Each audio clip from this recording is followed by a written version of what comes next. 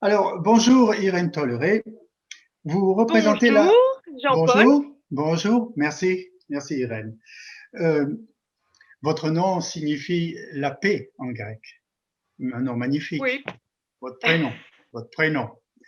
Euh, voilà, vous représentez donc ce qu'on appelle la ruralité au Parlement européen, où vous êtes député depuis 2019 de La République en marche, n'est-ce pas, ce parti. Auparavant, vous avez obtenu le diplôme de l'École supérieure de commerce ESSEC, puis vous êtes devenu vigneronne au Pic du Loup, en Occitanie. Vous avez été aussi maire de la commune de Fontanès, dans le département de l'Hérault.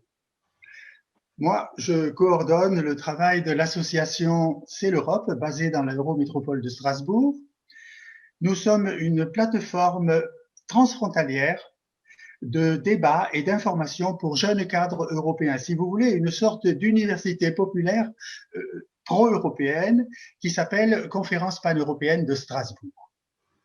Avant de passer la parole à notre amie autrichienne que je vois sur ma gauche et qui est membre de notre comité directeur, Elisa Maybuck, qui vous questionnera en anglais, je voudrais avoir votre avis sur l'Europe dans la crise sanitaire actuelle dont tout le monde parle naturellement.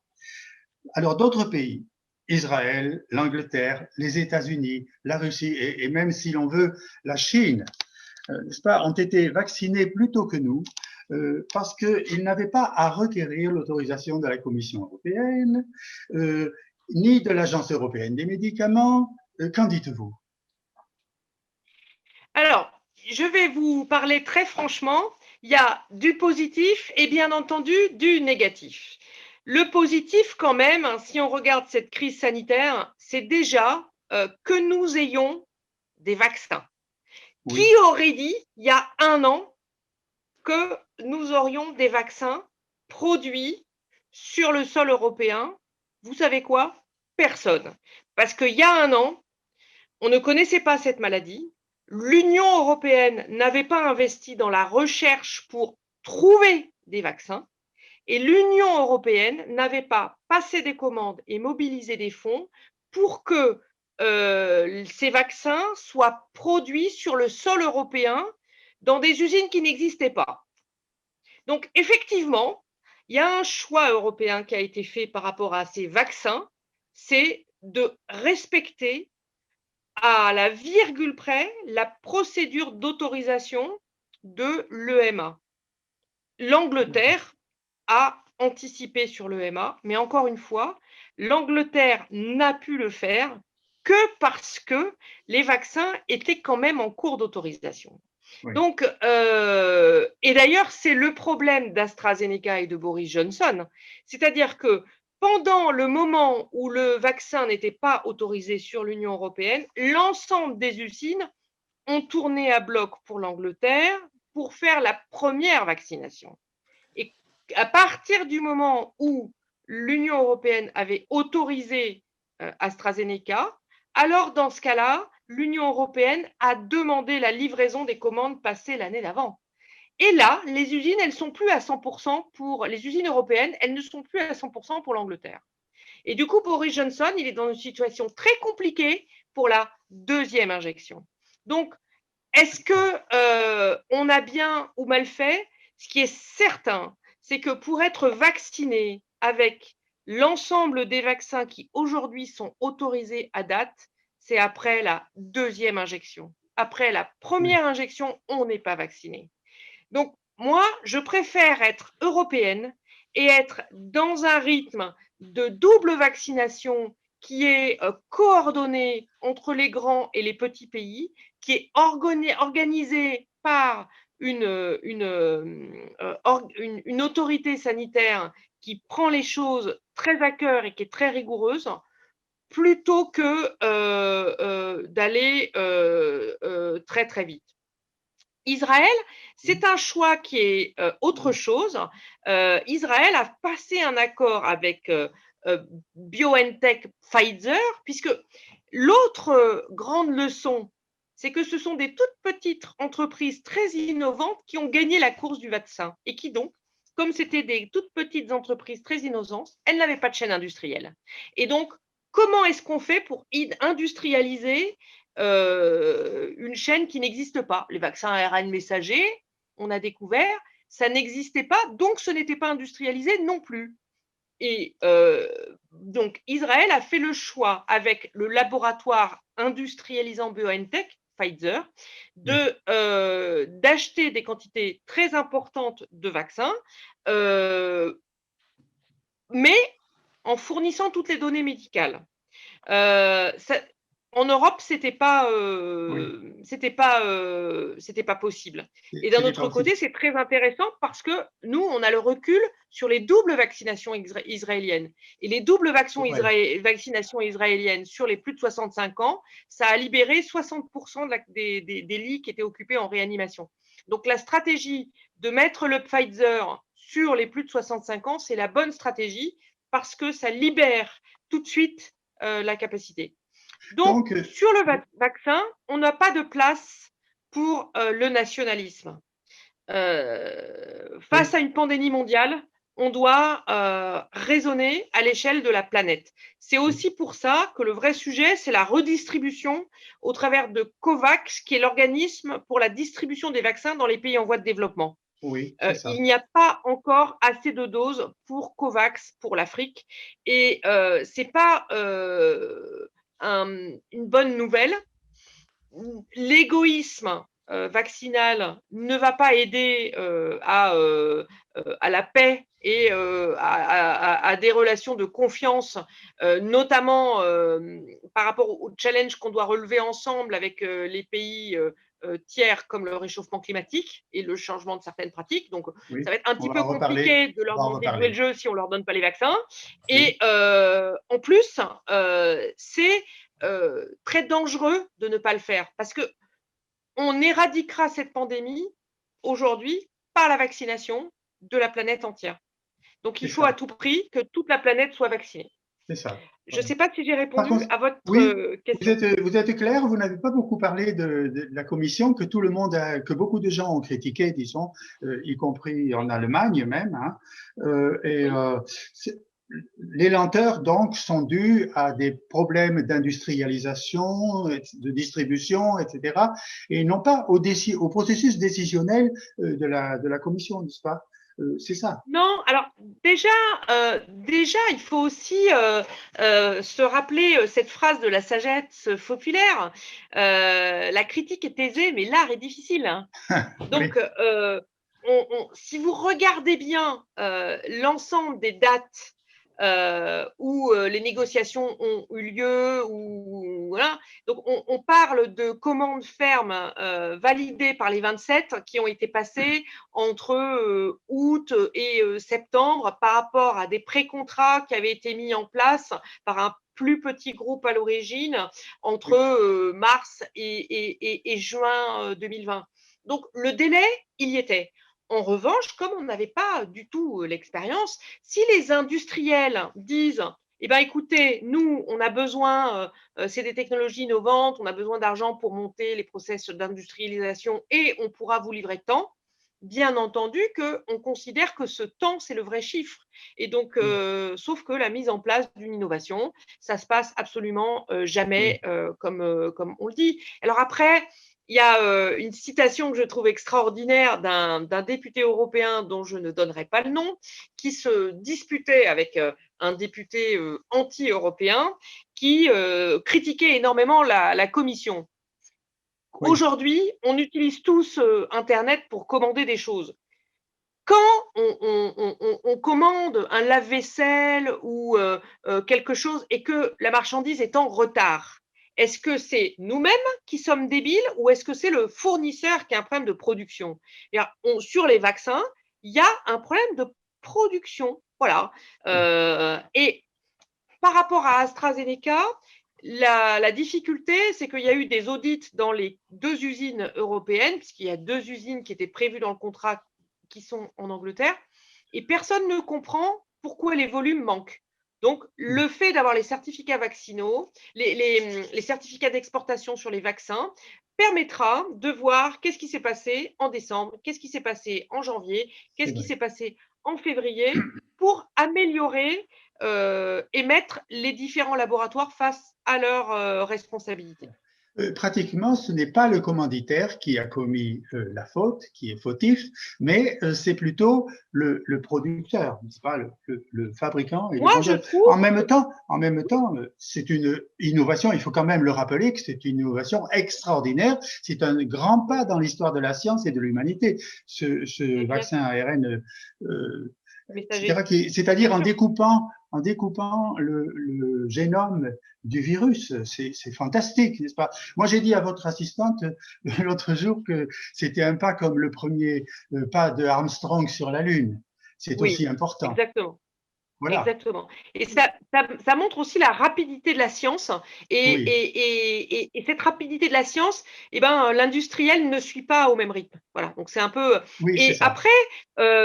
après c'est vrai que, quand on regarde moi j'ai appris ces chiffres-là qui font bien réfléchir. Pour approvisionner un vaccin, il y a une chaîne d'à peu près 100 entreprises qui, gèrent 400 composants. Voilà, Oui, chaque vaccin. oui, Avec en plus des blagounettes style -70 degrés au oui, niveau c'est ça. de Oui, donc voilà. Avec aussi l'ARN n'aime pas être secoué. Donc d'où la nécessité d'être à -70 pour que ça soit complètement figé. Donc oui. toutes ces choses-là, en fait, et ben oui, l'industrialisation, ce n'est pas une science exacte. Non, Regardez quand on lance des fusées, il y a encore, des fusées oui, qui, ne décollent pas oui. et c'est déjà un miracle qu'on soit aujourd'hui à ce seuil de production-là. Oui, alors au fond, c'est une chance parce que ça nous oblige à créer une industrie du médicament, une industrie de la recherche, Européenne. post-recherche, n'est-ce pas? Oui, J'en viens à ma seconde question, au second problème que nous devons aborder, c'est que en Europe, nous étions sous-équipés à ce point de vue, et nous devons donc créer une production, faire des fournitures de produits basiques, mais aussi de produits finis, comme les médicaments et d'autres aussi, que nous commandions ailleurs, à l'autre bout de la Terre, pour oui, ainsi dire, en Asie, n'est-ce pas? Et ne trouvez-vous oui. pas que c'est inquiétant, ça? Et par ailleurs, j'ajoute que le coût des transports est très élevé et que, en plus, il provoque de la pollution. Oui, Voilà. bah, Alors, très clairement, il y avait déjà au sein du Parlement européen beaucoup de questionnements sur, et c'était dans le programme sur lequel on a été élu, où on parlait de la souveraineté européenne. C'est-à-dire qu'on considérait oui, qu'il y avait un certain nombre d'industries, d'activités qui étaient inhérentes à la vie humaine et qu'on ne pouvait pas se permettre de dépendre non seulement complètement de pays tiers, mais surtout de pays tiers qui s'appellent la Chine. Donc, voilà. c'est quand même un risque colossal. Les Oui, masques, au début, pourquoi il n'y avait pas de masques? 90% de la production planétaire des masques, c'était la Chine. Donc, quand il y a la planète entière qui cherche des masques et que la Chine est malade, eh ben, oui, personne n'avait de masque. Donc, on oui. a pu avoir des masques parce que vite, on a redéployé comme on a pu une industrie de masques en Europe. Donc, la pandémie nous a fait prendre conscience du bout de sujets dont on avait déjà discuté, mais dont on n'avait absolument pas mesuré la totale dangerosité. Et donc, Voilà. il y a le plan de relance européen et le gouvernement français a interprété donc ce plan de relance européen pour créer un plan de relance national qui fait 100 milliards d'euros, dont 40 milliards d'euros qui sont issus du plan de relance européen, le bien nommé Next Generation EU, pour D'accord. tous les secteurs dans Oui, lesquels on manque de souveraineté, oui, et vous, l'agroalimentaire, le sanitaire, oui, la oui. technologie, le digital. Voilà.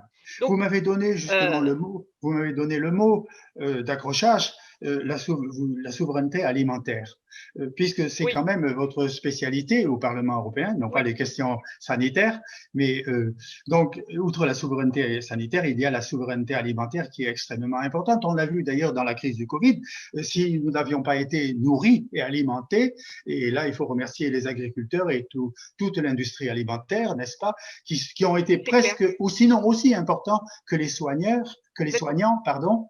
Euh, voilà. Donc, cette souveraineté alimentaire, comment l'atteindre en Europe? Est-ce qu'on peut avoir l'autonomie alimentaire en Europe? Alors, je ne sais pas si l'objectif, c'est d'être autonome au sens fermer les frontières. En revanche, c'est évident que nous devons renforcer notre souveraineté pour plusieurs raisons.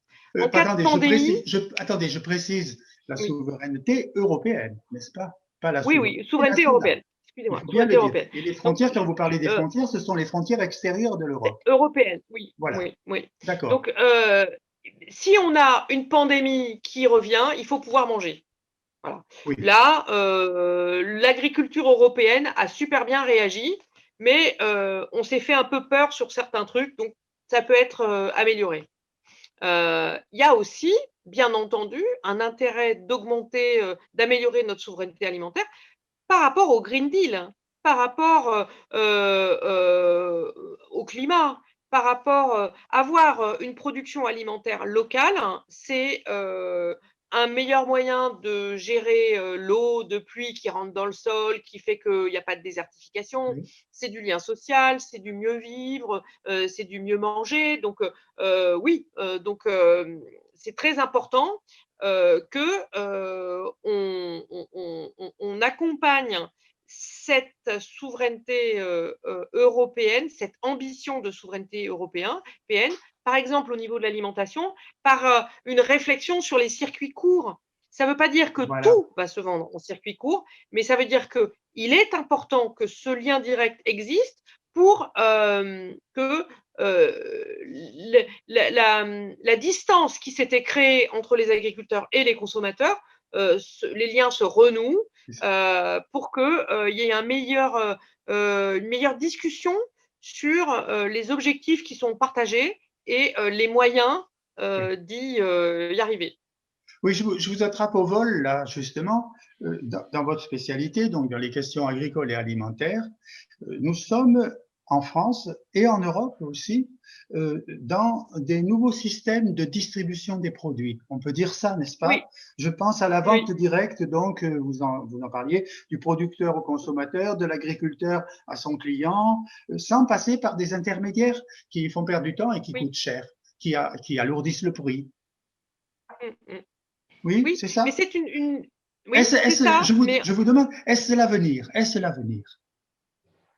alors, en tout cas, ce qui est sûr, c'est que par rapport au problème de revenus des agriculteurs, Oui, avoir une agriculture vivrière qui a une partie de son revenu qui est en circuit court, c'est être sûr que les agriculteurs ont la tête hors de l'eau au niveau du revenu. Et c'est absolument flagrant. C'est-à-dire que si par exemple vous faites du lait avec du bovin et que vous le vendez dans une coopérative pour des grands faiseurs en supermarché, vous ne gagnez pas votre vie. Si vous avez une partie de ce lait que vous transformez par exemple en fromage ou en yaourt et que vous allez commercialiser soit à la ferme, soit sur des marchés, eh bien cette petite partie-là, elle vous amène la tête au-dessus de l'eau et la tête au-dessus de l'eau, ça change la vie. Donc c'est très important qu'on ait ça et ça veut dire que si on a une pandémie, eh bien les gens ont un réseau d'agriculteurs qui ont en capacité de monter une production de produits finis locale. oui. Donc, je pense que c'est gagnant pour absolument tout le monde. Ça permet aussi de discuter des problèmes sans le prisme très médiatique qui oppose aujourd'hui des gentils consommateurs à des méchants agriculteurs ou bien Les des gentils pauvres. agriculteurs à des Oui. consommateurs qui n'y comprennent rien. Donc, je crois que la vérité, elle est ni l'un ni l'autre. Il faut juste s'écouter. Je vais vous donner une petite anecdote d'aujourd'hui pour bien comprendre. La métropole de Montpellier, la vice-présidente verte vient de décider d'interdire la chasse. La Fédération des chasseurs a dit qu'à cela ne tienne, si vous interdisez la chasse sur Montpellier, vu qu'il y a beaucoup de sangliers, nous n'accepterons pas que vous relâchiez les sangliers vivants en dehors. Donc, il vient d'y avoir un acte administratif. Donc, la chasse va être interdite sur la métropole de Montpellier, mais les agents administratifs vont devoir tuer les sangliers pour ne pas aggraver les problèmes de sangliers sur les cultures en dehors de la métropole de Montpellier. Donc, à un moment donné, c'est pas la chasse, les agriculteurs qui défendent la chasse, ils défendent pas la chasse parce que c'est des Dracula sanglants, c'est aussi parce que il y avait des dégâts sur les cultures. Et là, je crois que la pauvre vice-présidente Europe Écologie Les Verts, elle est en train d'avoir une dépression nerveuse parce qu'elle vient de se rendre compte que il n'y aura plus de chasse, mais elle va devoir tuer les sangliers quand même. Hein. Oui, c'est ça. Et c'est là où, à un moment donné, il y a des problèmes. Et ben, il va bien falloir qu'il y ait quelqu'un qui le règle. Et c'est pas, il faut sortir des trucs, il faut parler des problèmes, il faut tomber d'accord sur les solutions. Et donc, le fait d'avoir des agriculteurs en circuit court, c'est le moyen de discuter, de se comprendre et de vivre ensemble. Oui, c'est bien. On va traiter les sangliers comme des cochons au fond, hein, n'est-ce pas? On les élèvera et on les abattra. Oui. Voilà, je voudrais entrer un tout petit peu dans le détail, et nous n'avons plus beaucoup de temps. Il y a un réseau de vente directe dont on parle beaucoup ces temps-ci. Il a un drôle de nom, c'est qui le patron? Point d'interrogation. Qu'en dites-vous? Vous le connaissez évidemment. J'adore. Vous adorez, c'est bien. J'adore parce que c'est exactement le chaînon qui nous manquait. Parce que en fait, on avait d'un côté des consommateurs qui étaient en attente d'une agriculture plus vertueuse et de l'autre côté des agriculteurs qui disaient mais attendez, moi je vis pas, donc qu'est-ce que vous voulez que… Et donc, c'est qui le patron a eu l'idée absolument génialissime au travers d'un site internet et notamment l'exemple, ça a été sur le lait et le phénomène déclencheur, ça a été suite à une émission, je crois, complément d'enquête. Depuis cette démission, je boycotte le groupe Lactalis. Enfin, j'essaye parce qu'ils sont un peu partout. Et où des agriculteurs qui expliquaient qu'ils se faisaient exploiter, du coup, le lendemain, Lactalis leur a dit écoutez, vous n'étiez pas content, là, vous n'avez plus rien. Donc, cette façon de traiter les agriculteurs est absolument terrible. Et donc, l'homme qui a créé C'est qui le Platon a eu l'idée de dire on va faire une plateforme Internet. Et donc, je vais travailler avec le fermier, le producteur de lait. Donc, si je mets tant de vaches à l'hectare qui broutent de l'herbe, ça coûte tant en plus, en moins, machin. Et donc, il a mis ça en euros au litre. Et donc, à la fin, il a demandé aux consommateurs qui étaient sur ce site, voilà, on va faire un lait. Quel est le prix du lait que vous êtes prêt à payer pour quelle formule? Et donc, ça a été le premier lait bio, c'est qui le patron, avec des vaches en plein air, leurs antibiotiques, je ne sais plus ce qu'ils avaient décidé, donc bref. Et du coup, il a pu aller voir toutes les grandes surfaces en disant, moi j'ai 40 000 consommateurs qui veulent acheter ce lait. Et donc, il a commencé, je crois, avec Carrefour pour la première enseigne, puis après Système U, et ça a marché du feu de Dieu. Et ça a tellement marché qu'il a créé un segment de prix valorisé sur le marché du lait. Donc moi, cet homme, c'est mon Dieu vivant, c'est-à-dire par rapport aux distributeurs qui veulent toujours tuer les prix vers le bas, il a créé de l'oxygène pour toute une filière sur le lait. Et derrière, il y a le beurre, il y a la pomme de terre, il y a toutes les matières premières agricoles qui sont très concurrencées. Donc, il a créé le chaînon manquant qui permet à cette souveraineté européenne de s'exercer. Parce qu'on n'arrivera jamais à produire en Europe comme en Chine ou comme au Brésil. On n'a pas les mêmes intrants et c'est très bien comme ça. Bien. Donc, c'est un peu plus cher. Donc, des consommateurs heureux, des producteurs heureux et des vaches heureuses aussi, puisqu'elles broutent. Des vaches, des pommes de terre. Voilà. Et des pommes de terre heureuses, si vous voulez. Ah, mais moi, je peux vous dire que quand je vois un produit, c'est qui le patron, je ne me pose pas la question, je l'achète parce que je sais que l'agriculteur est payé dignement. Bon, et c'est on va qu'une vraie retenir histoire, ça. ce n'est pas une fausse histoire. on va retenir ça. Il y aurait encore quelques petits détails, des nouveaux systèmes de vente. On parle beaucoup. Maintenant, nous avons Internet partout, évidemment. Oui, Grâce à la pandémie, nous avons utilisé énormément Internet. Le téléachat oui. s'est développé, le drive s'est développé, etc. On n'a peut-être pas le temps d'en parler beaucoup, hein. Nous n'avons plus que 3 minutes. Euh, Alors, ce qui est et certain, c'est que cette pandémie, on le savait. On savait que, il fallait être un peu plus numérique. Et bien là, on a vu que notre économie, elle en avait besoin. Donc, oui, dans le cadre du plan de relance, c'est essentiel que oui. on aille au bout de toutes ces possibilités, de toute cette nouvelle relation au travail et qu'on soit prêt pour la prochaine crise pandémique, mais qu'on garde le positif. Regardez, ce soir, on fait un Zoom. On n'aurait pas pu faire ça avant. On n'y aurait Non, même pas pensé. exactement. Pourtant, les outils existaient déjà. Eh ben, c'est génial. Il y en a. Je ne sais pas si tout le monde est dans la même ville ce soir. En tout cas, moi, je ne suis pas à Strasbourg. Et c'est quand même génial de pouvoir discuter comme ça Oui. et d'avoir ces Ben, échanges. On en a besoin. je crois que nous nous sommes aperçus de beaucoup de choses ce soir dans cette conversation que nous avons réalisées pendant la pandémie, à cause de la pandémie et contre la pandémie, Oui. évidemment. Euh, mais je vais vous poser une question encore quand même un peu personnelle. Vous êtes Mmh. vigneronne. Les États-Unis taxent fortement les vins français. Ça doit vous affecter et vous attrister peut-être. Mais n'est-ce pas inévitable que d'autres pays produisent aussi de bons vins? Il y a aussi le changement climatique qui va donner plus de chaleur aux pays nordiques. Voilà, c'est un problème pour nous, n'est-ce pas, et pour vous, comme vigneronne. Alors, bon, le changement climatique va changer les cultures pour toutes les cultures, hein. Il n'y a pas que le Ah oui. vin qui va être concerné. Donc, on a peut-être des profils avec un peu plus d'alcool, mais on lutte. Voilà. Sur donc les sanctions américaines, Jean-Yves Le Drian a proposé un moratoire. Je pense que c'est la meilleure solution pour bien accueillir Joe Biden. Après, est-ce que c'est inévitable que d'autres pays produisent et que quelque part on exporte moins? Je crois que l'homme s'est développé au travers de ses voyages.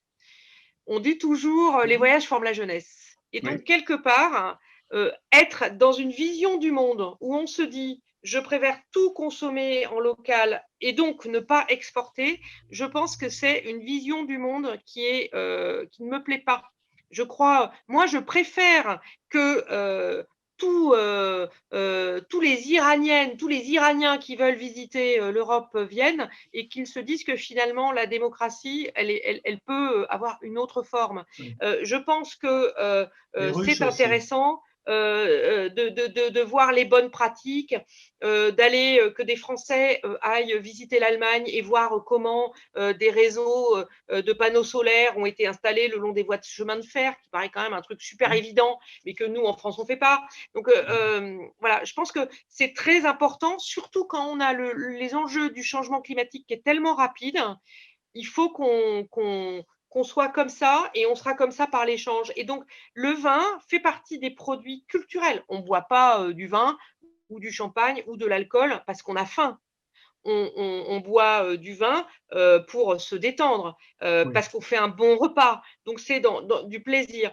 Et donc, cet hédonisme qui fait partie de l'activité humaine, eh ben, c'est intéressant qu'on la partage. Ça devient aussi un moteur d'attractivité touristique. Et donc, et comme ça permet de parler longtemps oui. et de vous embêter. Eh bien, mais je vais vous embêter quand même avec une dernière question. C'est une question de. Ah mince! Je vais voir oui, vous allez voir. Quand même, nous sommes ici en France. Le président Macron nous a promis que tous les Français qui le souhaitent seront vaccinés à la fin de l'été. Et Bruxelles, la Commission, estime que 70% des Européens seront vaccinés à ce moment-là aussi. Alors, est-ce que ça intéresse tout le monde, vous paraît réaliste? Oui.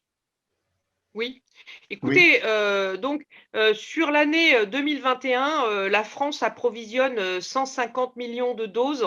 Donc on a de quoi vacciner en double dose 75 millions de personnes, sachant qu'à partir de mi-mars, normalement, on a le Janssen qui arrive, qui a un monodose. Donc les chiffres français, je les suis, j'ai aucun doute. Et bon, d'ailleurs, Je vais même dire aux Français qui nous écoutent que le gouvernement avait dit qu'à fin janvier, il serait à 1 500 000 vaccinations. Oui. Personne n'y croyait.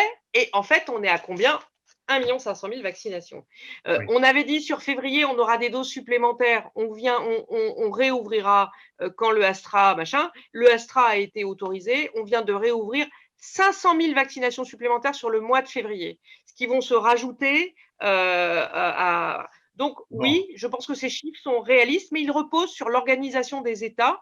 Et je pense que tout le monde échange et ça se met en place. Mais c'est comme un nouveau produit que tout le monde demande. Moi, on ne va pas me la faire. Hein. Chaque année, quand il y a une console pour les gamins qui sort et qu'il n'y en a pas assez, tous les parents du monde sont capables de faire la queue des heures dans la nuit sans hurler.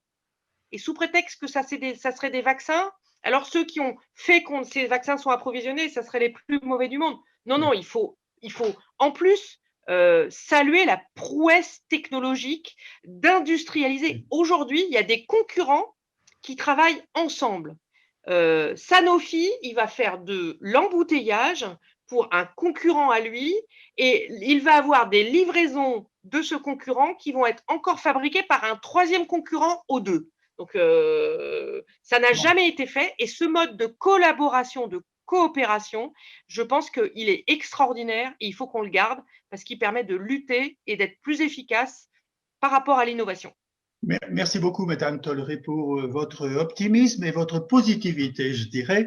On a besoin de gens comme vous, on vous invitera à nouveau. N'ayez crainte.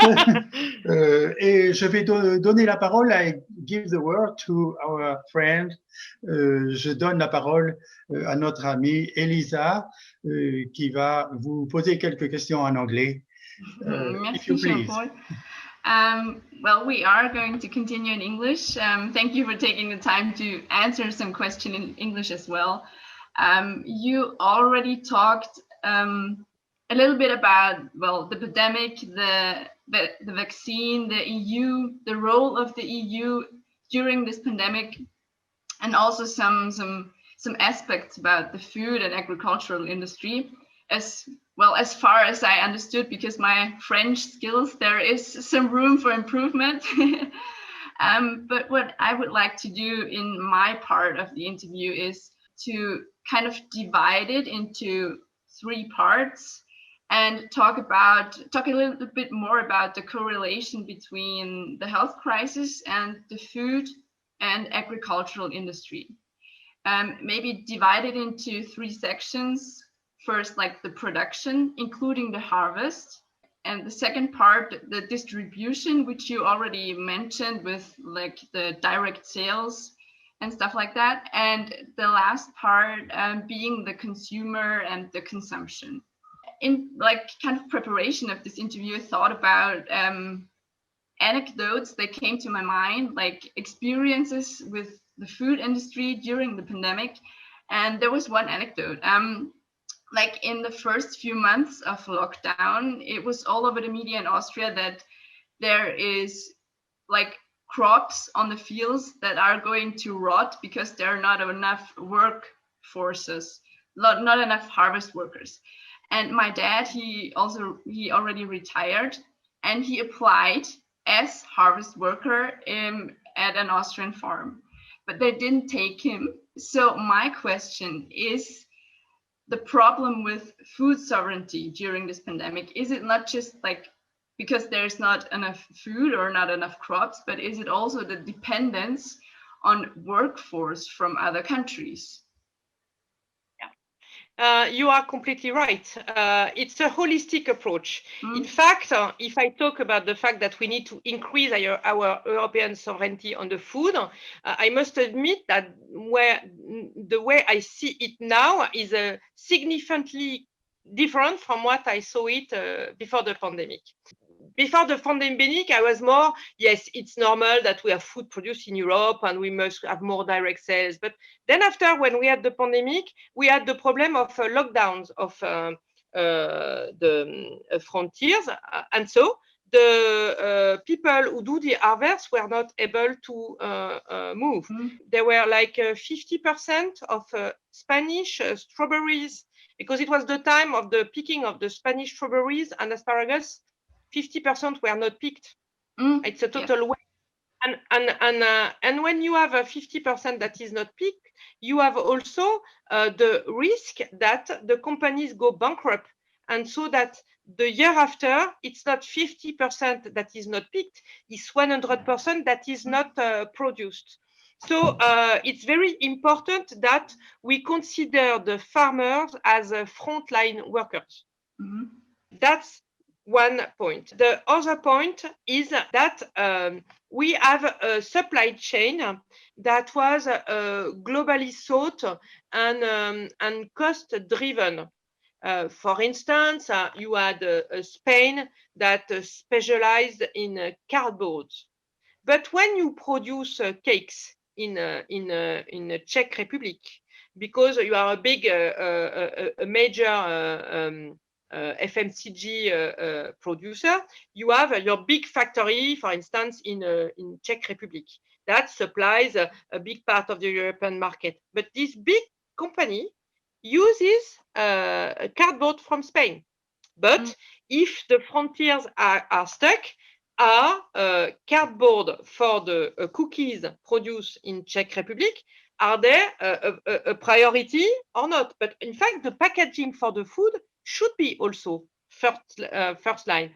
So we had, in fact, we discovered with this pandemic that we need to put food and all the supply chain of food at the same level as health, because if we do not eat, we do not live. So it's very important that we go. We also have a transfront problem with cross-border employees who are supposed to do quarantines each time they cross the border. But in fact, they were crossing the border because they were working in a food factory.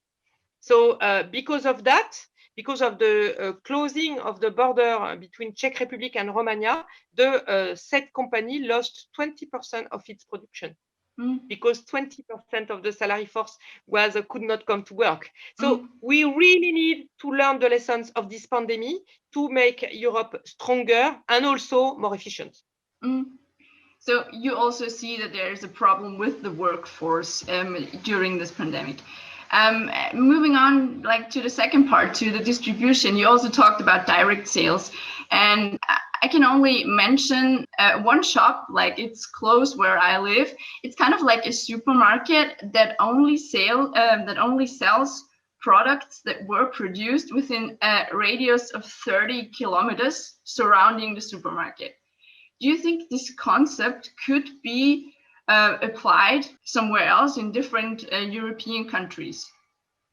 Yeah, it exists. I did work on developing things like that around where I live. So it's the idea of local products, and the problem is what you have inside your 30 kilometers.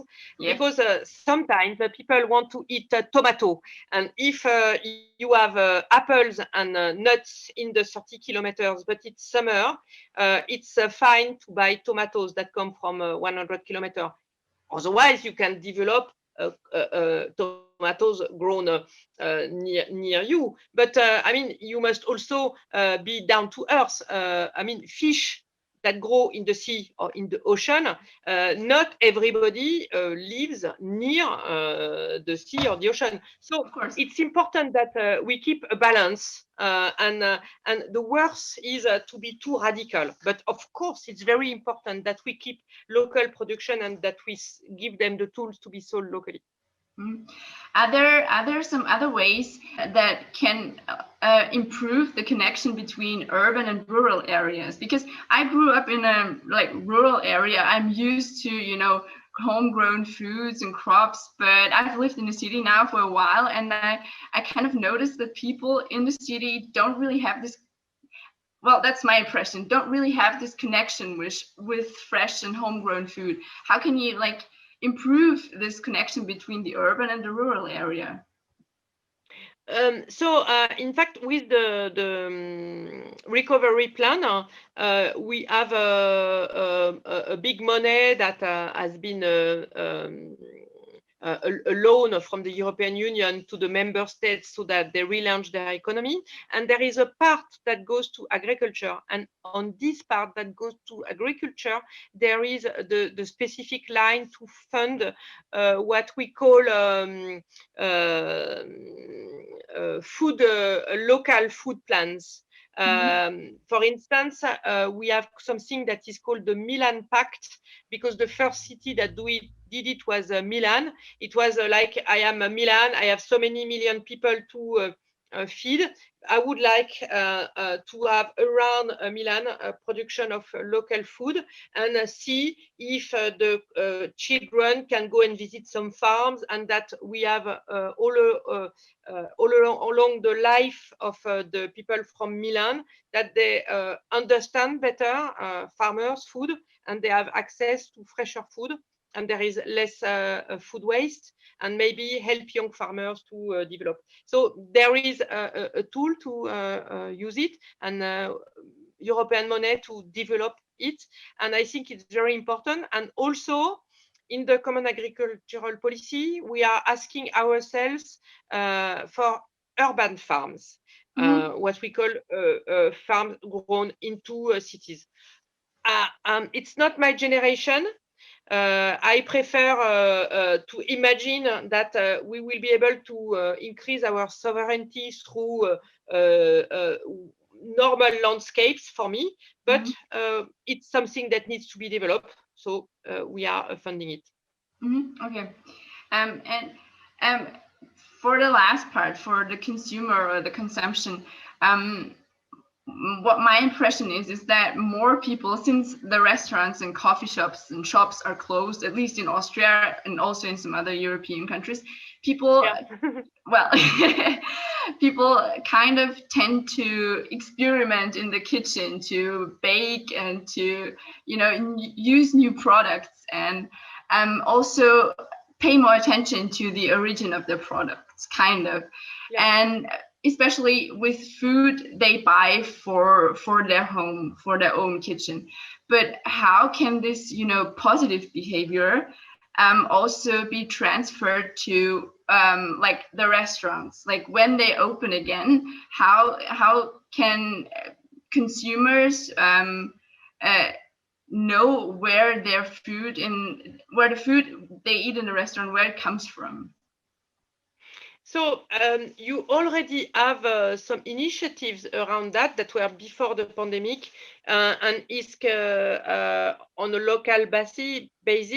The councils, they can ask the restaurant to put, if they want to be on the wine route, or if they want to be promoted by the tourist bodies, then we ask the restaurant to have so many % of their list that comes from local farms, and put the origin of the food on the menu, like salad from Kevin, the farmer in Fontanes, or meat that was lived happily with Laurent Senet in this village. So these are things that exist. I think also that this pandemic has given us, I don't know in Austria, but in France and in other countries it works, has given us a new relationship with restaurateur, with click and collect. And I think, and I hope it will stay, because in a way, the restaurant can keep small. And if, for instance, you want to have friends at home, but then you can click and collect and have like the restaurant, but at home with. So I think it's a new way of eating gastronomy that is very interesting. So, and it helps cut the monotony of doing 3 meals a day, the confinement or the pandemic. So I think that there are tools, and it's up to the consumer to ask, and of course the consumer is the boss with his credit card. And maybe kind of like a last question to bring everything together and just to sum everything up, maybe to repeat it, because repetition is key for remembering. What are maybe like 3, 4, 5 things that you would change in like the food and agricultural system, like from production, distribution, and to the consumer? How can this system be more sustainable, more resilient, more crisis-proof? It's a very difficult question. I would first of all I would change the look that people have on farmers, because before the pandemic, European farmers were like under a lot of duress and stress because of being accused of spraying pesticide all over the place. And once again, it's linked to the price of the food paid, because as the initiative Seki, le patron, moved, if you have a brand that gives the consumer the proof that there is animal welfare and environmental values, then, and that is ready to pay the price, I mean, all the producers are very happy to not use pesticide and care about their beast. So at one stage, the price that we pay the food is linked with the way the farmers behave. So I think it's very important that we close the gap between consumers and farmers through local farming and direct sales, through explanation in schools and visit on farm from the little age, and also explain what the work and the consequences. So that's the first part. We also have a very big issue with farming in Europe, but not only Europe, it's climate change, because we are not sure that what we produce today, we will be able to produce it in 10 years' time. So we really need to put a lot of money in the research to make sure that we will be able to continue producing food. And in terms of distribution, I would really put a horrible legislation to prevent what has led the development of the poorness in farmers. I mean, in Europe, you have 5 supermarket chains, but you have several millions of farmers. But when they sell, in the end, it's only 5 groups that buy. So you have 5 men that have the life of all the farmers in their hand. And I think that these guys are far too powerful at the moment. So maybe, and the last thing is, maybe I would ask that the raw material in agriculture are out of the World Trade Organization contract, so that it's not possible to speculate on raw meat and that they are not part of free trade agreements.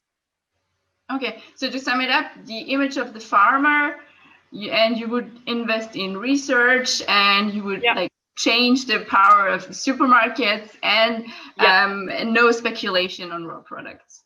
Well, I think we're kind of at the end. Jean-Paul, do you have anything to add?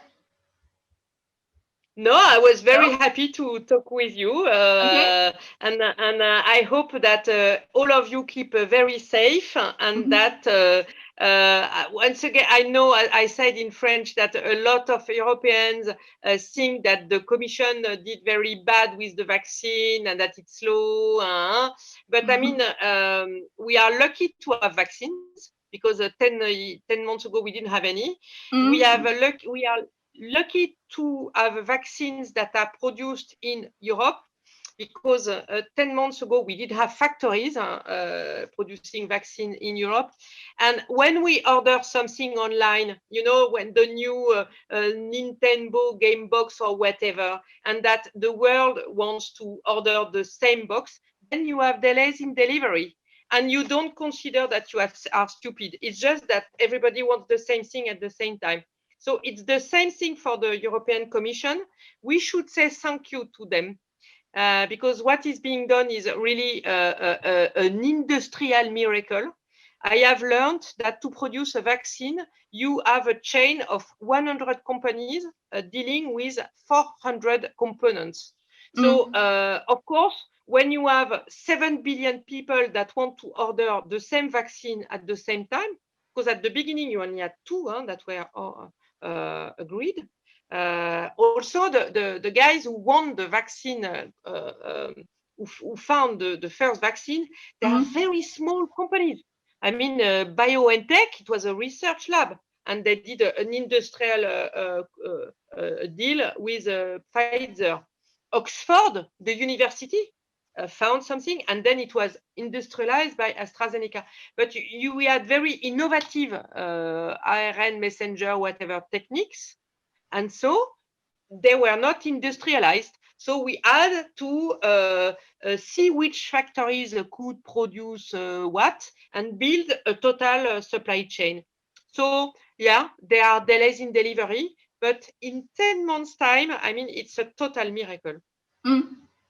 Well, that's a nice word at the end.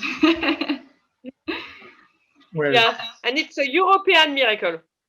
Yes, thank you very much, all of you, and I greet Mr. Philippe Nuss and Mr. Gradkasser and Mr. Verdier, who were here, and I think we meet next time here on the screen. Thank you very much, Soleré. Thank you very much. Thank Bye-bye. you, Irene, and thank you, Elisa. Goodbye. Thank you Bye. very much. Bye. Bye. Goodbye, Bye. Katerina.